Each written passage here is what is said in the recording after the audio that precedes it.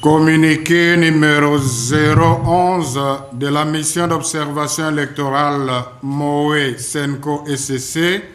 sur l'aménagement et l'ouverture des bureaux de vote.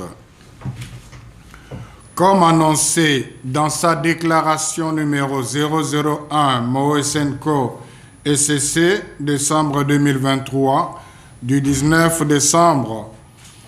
la mission d'observation électorale MOE Senco SCC a déployé ses observateurs dans tous les centres de vote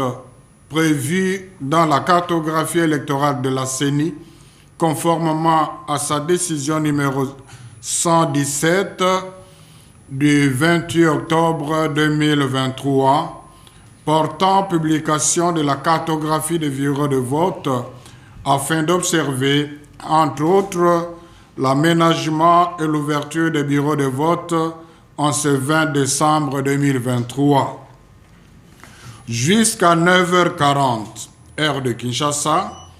la MOE Senco SCC a exploité les rapports reçus de 22,1% de ses observateurs déployés dans les villes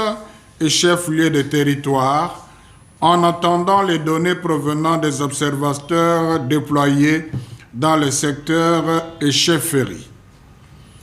Les rapports attestent 31,37% des bureaux de vote non ouverts, 45,1% des bureaux de vote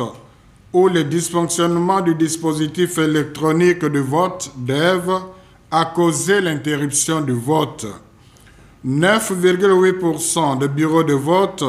où les observateurs ont été interdits d'accès, 7,84% des bureaux qui ont enregistré des cas de violence, dont 5,88% des cas de bureaux de vote saccagés, 3,92% des bureaux de vote où les scrutins ont été perturbés par la pluie, 1% des bureaux de vote où les électeurs admissibles au vote ont été empêchés de voter. Au regard de ce qui précède, la MOE Senco SCC recommande à la CENI de clarifier ce qu'elle compte faire pour les bureaux de vote non ouverts ou qui ont ouvert tardivement, considérant que le scrutin se déroule de 6h à 17h, heure locale, conformément aux articles 52 de la loi électorale et 64 des mesures d'application de la loi électorale, de garantir l'accès au bureau de vote à tous les observateurs, témoins et journalistes accrédités, au gouvernement de prendre davantage des mesures nécessaires pour assurer la sécurité des électeurs,